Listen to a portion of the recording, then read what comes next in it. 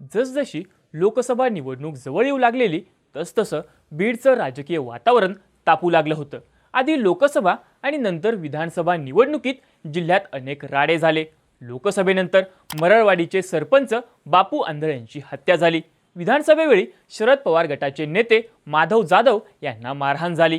त्यानंतर आता विधानसभेच्या निकालानंतर मस्साजोगचे सरपंच संतोष देशमुख यांची हत्या झाली. देशमुखांना ज्या प्रकारे मारण्यात आलं ते पुढे आल्यानंतर महाराष्ट्रातून तीव्र पडसाद उमटले. तर दुसरीकडे राजकीय वर्तुळातून आरोप प्रत्यारोपांनी मंत्री धनंजय मुंडेंभोवती एकच धुराळा उडाला. या प्रकरणात मुंडेंचे अत्यंत जवळचे असणाऱ्या वाल्मिक कराडचा हात असल्याची चर्चा आहे. तर हीच मंडळी विरोधात जाणाऱ्यांवर गंभीर गुन्हे दाखल करण्यासाठी कशी यंत्रणा राबवते याकडेही आमदार संदीप क्षीरसागर आणि सुरेश धसांनी लक्ष वेधलंय. त्यात आता जिल्ह्यातील अराजकतेवर पत्रकार परिषदेत बोलताना धसांनी चक्क शरद पवार गटाचे नेते बबन गित्ते यांचं नाव घेतलंय. त्यांच्यावर खोटा गुन्हा नोंदवल्याचा आरोप धसांनी केलाय. त्यामुळे बबन गित्ते पुन्हा एकदा चर्चेत आलेत. पण सुरेश धस हे गित्तेंबाबत नेमकं काय म्हणालेत आणि बबन गित्तेंचं प्रकरण काय आहे हेच या व्हिडिओतून जाणून घेणार आहोत. नमस्कार, मी चैतन्य आणि तुम्ही बघताय बोल भिडू. संतोष देशमुख यांच्या हत्या प्रकरणाबाबत चर्चा होत असताना सुरेश धसांनी बबन गित्तेंचा विषय का काढला ते नेमकं काय म्हणाले.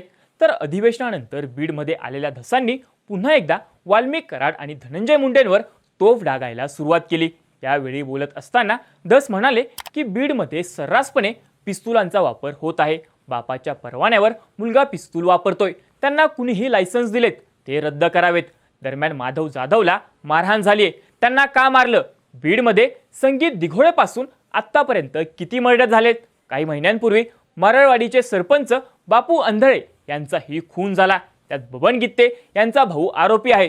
त्या प्रकरणात बबन गित्ते होते का? तरीही त्यांचं नाव टाकलं. बबन गित्ते खरंच आरोपी आहे का?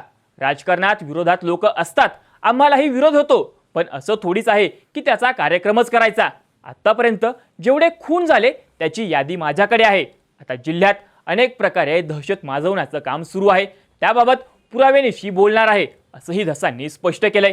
थोडक्यात लोकसभेनंतर सरपंच बापू आंधळे यांच्या खून प्रकरणात शरद पवार गटाच्या बबन गित्ते यांच्यावर दाखल झालेले गुन्हे खोटे आहेत असं भाजपच्या सुरेश धसांचं म्हणणं आहे. पण शरद पवार गटाचे बबन गित्ते नक्की कोण? त्यांचा राजकीय प्रवास आहे काय आणि ते कोणत्या गुन्ह्यात अडकले आहेत? तर बबन गित्ते यांचा राजकीय प्रवास हा भाजपचे दिग्गज नेते गोपीनाथ मुंडेंच्या सावलीतून सुरू झाला. मुंडेंच्या निधनानंतर 2014च्या विधानसभा निवडणुकीत गित्तेंनी पंकजा मुंडे यांना पाठिंबा दिला होता. पण त्याचवेळी आपली स्वतःची जनक्रांती संघटना काढून गित्तेंनी स्थानिक राजकारणात आपला स्वतंत्र गट तयार केला.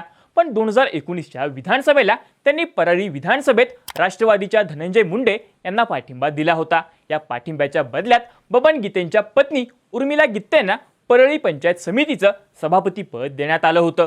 पत्नी सभापती असली तरी राजकारणाची सूत्र बबन गित्तेंच्याच हातात असल्याचं सांगितलं जातं. याच काळात त्यांच्यावर विविध आरोपही झाले होते. पुढे गित्तेंचा धनंजय मुंडेंच्या गटाबरोबर वाद झाला. जानेवारी 2021 मध्ये गित्तेंच्या पत्नीविरोधात पंचायत समितीत बहुमताने अविश्वास ठराव आणला गेला आणि उर्मिला गित्तेंना पदावरून पाय उतार व्हावं लागलं. तिथेच धनंजय मुंडे आणि गित्ते यांच्यात वादाची पहिली ठिणगी पडली. गित्ते मुंडेंच्या विरोधात गेले असंही सांगितलं जातं. नंतर राष्ट्रवादी पक्षात पडलेल्या फुटीनंतर बीडमध्ये पक्ष वाढवत धनंजय मुंडेंच्या ताकदीला शह देण्यासाठी शरद पवार मोहरा शोधत होते. त्याचवेळी बबन गित्तेंची नाराजी पवारांनी हेरली. राष्ट्रवादी काँग्रेस पक्षात फूट पडल्यानंतर शरद पवारांनी महाराष्ट्र दौऱ्याला सुरुवात केलेली. पवारांनी धनंजय मुंडेंच्या बीडमध्ये स्वाभिमानी सभा घेतली होती. त्यावेळी बबन गित्ते यांनी मोठं शक्ती प्रदर्शन केलं होतं. जवळपास 700 ते 800 गाड्यांचा ताफा घेऊन येत गित्तेंनी शरद पवारांच्या राष्ट्रवादीमध्ये प्रवेश केला होता. यावेळी धनंजय मुंडेंना आसमान दाखवणार असल्याचंही गित्ते यांनी बोलून दाखवलं होतं. शरद पवारांनीही धनंजय मुंडेंच्या विरोधात बीड जिल्ह्यात प्रभावी नेतृत्व उभं करण्यासाठी गित्तेंना बळ द्यायला सुरुवात केली होती. पक्ष प्रवेशानंतर फक्त 10 दिवसात गित्तेंची शरद पवार गटाच्या प्रदेश उपाध्यक्षपदी निवड करण्यात आली होती. त्यामुळे स्थानिक राजकारणात सक्रिय असणाऱ्या बबन गित्तेंचं नाव राज्याच्या राजकारणात घेतलं जाऊ लागलं होतं. गित्तेंच्या ताकदीचा फायदा पवारांचे बीड लोकसभेचे उमेदवार बजरंग सोनवणे यांच्या प्रचारातही झाला होता. पण काहीच दिवसांमध्ये सरपंचांच्या हत्येचं प्रकरण घडलं आणि त्याच आरोपांखाली गित्ते आजही फरार आहेत. पण त्यावेळी नक्की काय घडलेलं? तर पोलिसांनी नोंदवलेल्या FIR नुसार परळीतल्या बँक कॉलनी परिसरात राहणाऱ्या महादेव गित्ते यांच्या घरी मरळवाडीचे सरपंच बापूराव आंधळे यांना बबन गित्ते यांनी बोलावून घेतलं होतं। त्याप्रमाणे आंधळे आपले नंदागौळ गावचे सहकारी ज्ञानबा गित्ते यांच्यासोबत तिथं पोहोचले। महादेव गित्ते यांच्या बँक कॉलनी परिसरातील घरासमोर फारशी रहदारी नव्हती।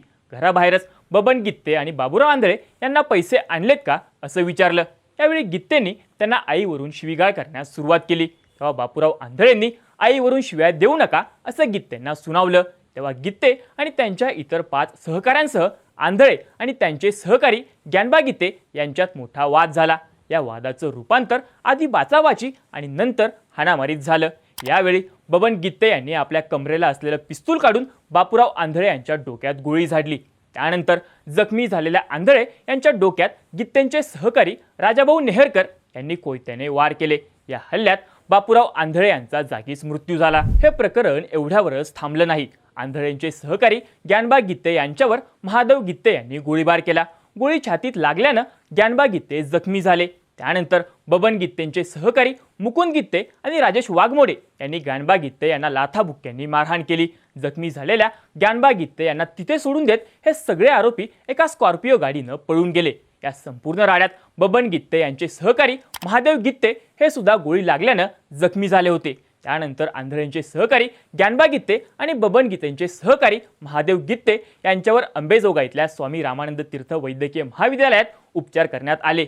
या घटनेबाबत बबन गित्ते यांच्यासह महादेव गित्ते, मुकुंद गित्ते, राजाभाऊ नेहरकर आणि राजेश वाघमोडे यांच्यावर परळी शहर पोलीस स्टेशनमध्ये गुन्हा दाखल करण्यात आला होता।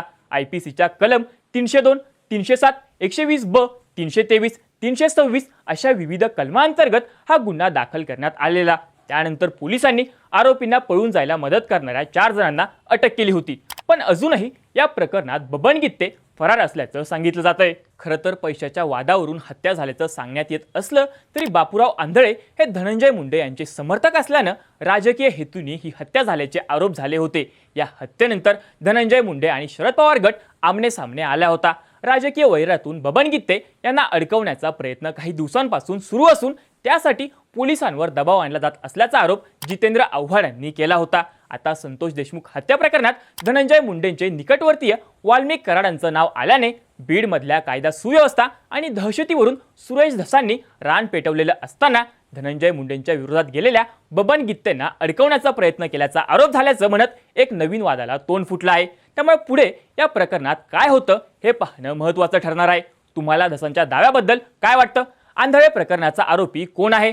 तुमची मतं आम्हाला कमेंट करून नक्की सांगा आणि अशाच माहितीपूर्ण व्हिडिओसाठी बोल भिडूच्या YouTube चॅनलला नक्की सबस्क्राईब करा।